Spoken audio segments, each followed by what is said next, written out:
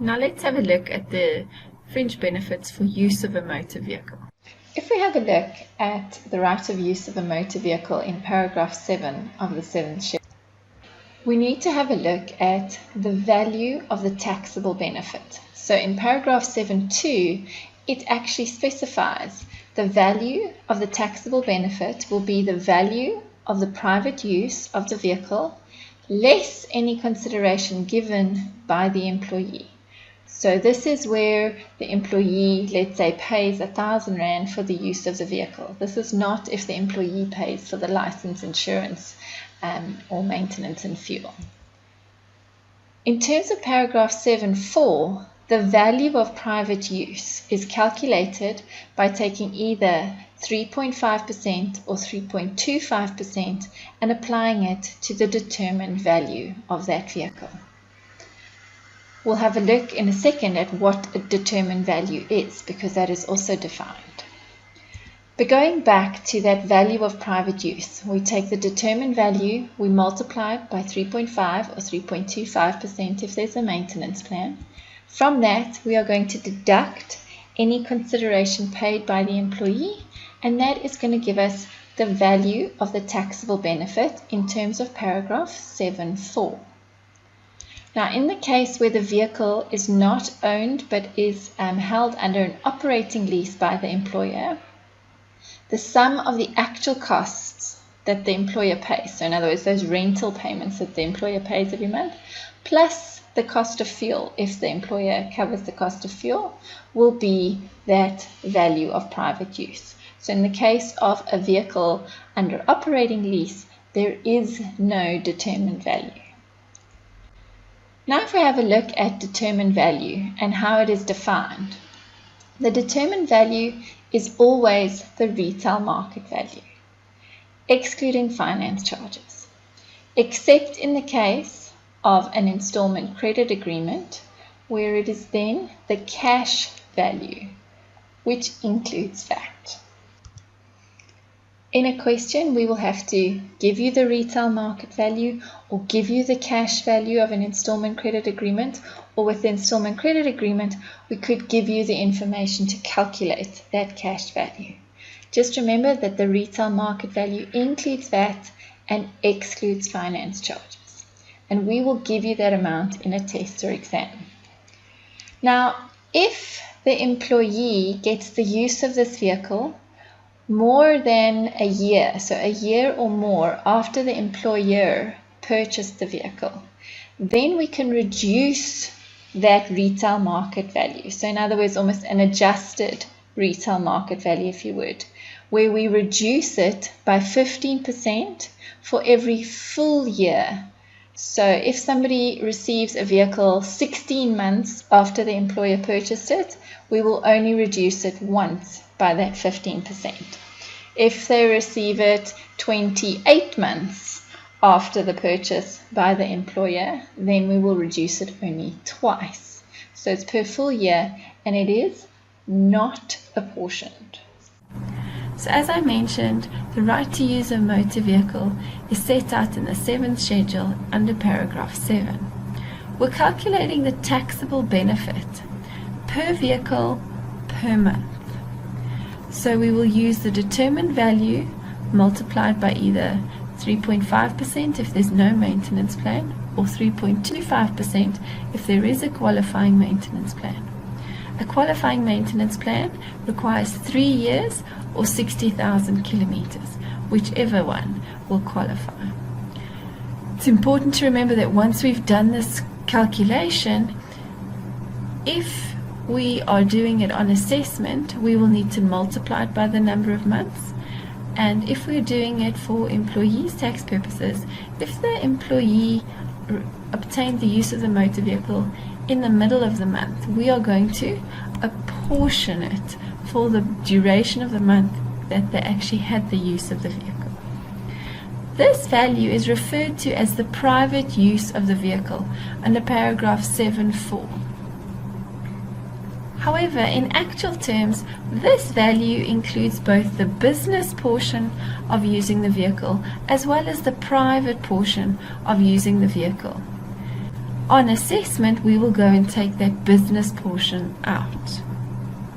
When it comes to employees tax, we can reduce that value by any consideration paid by the employee. And then that value will be multiplied by either 80 or 20% and included in remuneration. On assessment, we will look at the costs that were incurred, and we will deduct it based on the provisions of paragraph 7. Once we've calculated the adjustments on assessment, that cash equivalent will be the taxable benefit that ultimately goes into my gross income. Remember, we're dealing with the fringe benefit, so the amounts will go into gross income. Now, having a look at a bit of terminology. So determined value, we're looking at the retail market value, where we have a lease other than an operating lease. In the case of the cash value, we're looking at an installment credit agreement. And in that case, we would need to use the cash value as our determined value, and then multiply it by either 3.5 or 3.25%. Remember, the retail market value will be provided in the questions.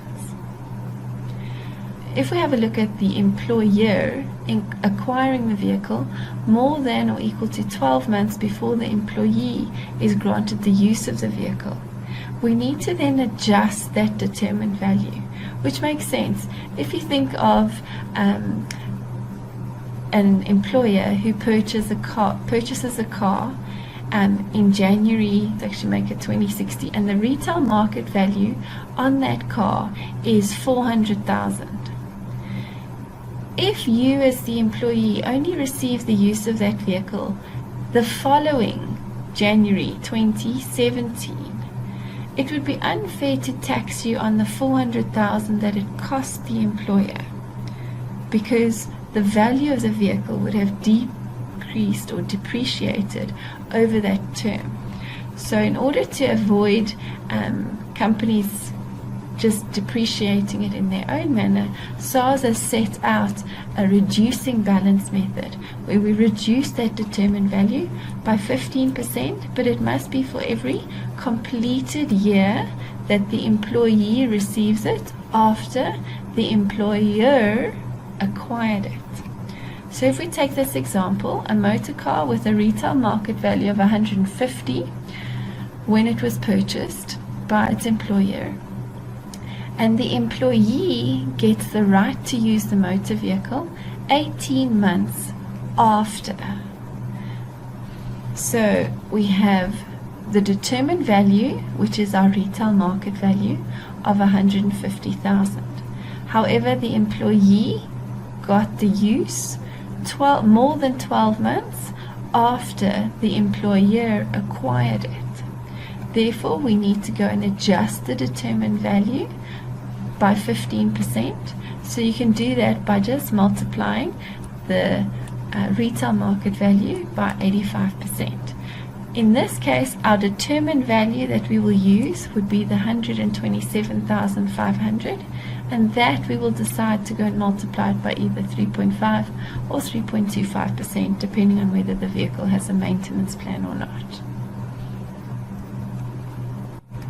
Going back to paragraph 7.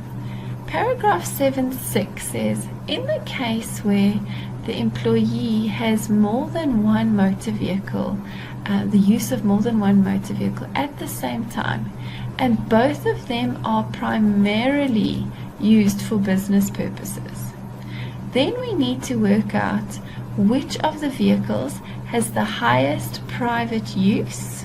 Okay, not necessarily the highest private value, but whichever one is used mostly for private, we will then calculate the fringe benefit based on that vehicle. If the employee has more than one vehicle that they can use, but not both of these vehicles are used primarily for business purposes, then the value of use is calculated for each vehicle.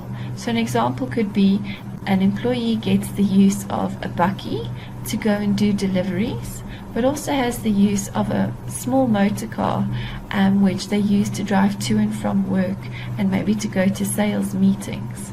In that case, they would probably have that the bakkie is used primarily for business purposes, but that the car is not used primarily for business purposes. And because both are not used primarily for business purposes, we would then need to calculate the value for each vehicle. If we have a look at paragraph 7.7, so now we are looking at what is the value that we are including on assessment. So in other words, our tax return. Paragraph 7.7 says, if we keep the records of business kilometers traveled, then we can reduce the value that we calculated under 7.4, paragraph 7.4, by the private use multiplied by the business kilometers divided by total kilometers. So this private use calculated would have been my determined value multiplied by my 3.5 or 3.25% times the number of months that the employee had the use of the vehicle. We will then multiply it in essence by the percentage of business kilometers traveled, and we will deduct that from whatever we calculated in paragraph 7.4. Further to that, if the employee bears the full cost of, let's say, the license fees or even maybe maintaining the vehicle or fuel, then we need to go and have a look at what paragraph 7.8 says. In this case, we now need to adjust for the private kilometers that were traveled, and I'll explain that in a bit more detail in the following slides. So again, this is only happening on assessment. We take the value of costs incurred excluding fuel. So fuel we calculate separately. So all costs, so it could be license, maintenance, and those kind of costs. We will multiply it by the private percentage over the total. So private kilometers divided by total kilometers to take out the value of the private costs that we have actually already paid for. Paragraph 7.8 is where we have paid for the full cost of fuel. In that case, again, we're looking at on assessment. We will take the private kilometers traveled multiplied by the rate per kilometer as per section 8.1, which is then going back to the fixed costs table. So it's important to note that costs other than fuel are dealt with by calculating the cost, multiplying by the private divided by the total kilometers.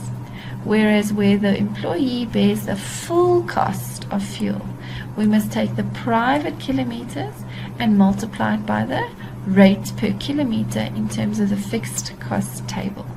We'll have a look at an example to explain these principles a little bit later. In the case where the private use is incidental or infrequent, so let's say where there's a pool of cars, employees make their own way to work and then they take a pool car out to a client, and let's say if it's too late to get back to the office in time, they just take that car home for the night and bring it back the next morning. In that case, the private use would be incidental or infrequent, and therefore it would have no value. It's important that you identify what is meant by on assessment. So on assessment has to do with when you are in essence submitting your tax return. So at the end of the year, once you have all of the information that you need. Whereas if you are asked for employees tax or for remuneration purposes, then we are not necessarily at the end of the year, and therefore we need to consider what would the employer have known in order to calculate your payslip or your IOP 5. If if we have a look at the calculation steps for the right to use a motor vehicle with relation to employees' tax, the first step is to calculate the determined value, which we know is the retail market value, and we know that the retail market value includes VAT and it should exclude finance charges. If we have an employee that receives the right to that vehicle more than 12 months after the acquisition by the employer, remember to reduce that determined value by 15% for every completed 12 months. The second step is to then go and calculate that private use, being the determined value multiplied by the relevant percentage. Remember that these are calculated per month, and if the right to use the vehicle happened in the month at some point, we would need to apportion it for part of a month. Step 3 is to calculate that cash equivalent value, so in other words the determined value multiplied by the percentage, and then we would go and deduct where there have been any amounts that have been paid by the employee. But this is not in the case of paying for insurance or maintenance. These are let's say the employer gives you the right to use a vehicle and you must pay 1,000 Rand a month for that right to use the vehicle. That's what we would then go and deduct here for employees' tax purposes. For calculating remuneration, 80% would be included where the employee travels less than 80% for business purposes, or 20% would be included in the calculation of employees' tax if the employee travels at least 80% or more for business purposes. Now, what would those same steps be on assessment? So this is when you're submitting your tax return at the end of the year. Well, steps 1 and 2 would remain the same. However, step 3 would not be a reduction by the amount that the employee pays the employer for the use of the vehicle, but we would need to then go and calculate what is it that the employee has incurred in terms of expenses. Step 3 would be reducing that value that we calculated by the business use thereof. Remember, you can only get this deduction or this calculation if a logbook was kept. So there has to be records of how much business and how many total kilometers were traveled. Then a step 4 would come into effect with where the employee bears the costs for this vehicle. Now, because we've already taken out the business portion, here we are adjusting for the private portion that we have already paid for. So we're getting a reduction for private costs that we have already paid for. However, remember that this excludes the fuel. The fuel is calculated by the rate on the fixed cost table multiplied by the number of private kilometers traveled. The last step would now be to reduce this value by any amount that the employee pays the employer for the right to use the vehicle. And that would give us our cash equivalent value, which would go into gross income. Let's have a look at the right of use of a motor vehicle example. We've got John, and he got the use of a motor vehicle on the 1st of March 2000. It has a retail market value including VAT of 510. However, we don't have to state that it includes VAT because it is by definition inclusive of VAT from the 1st of March 2018.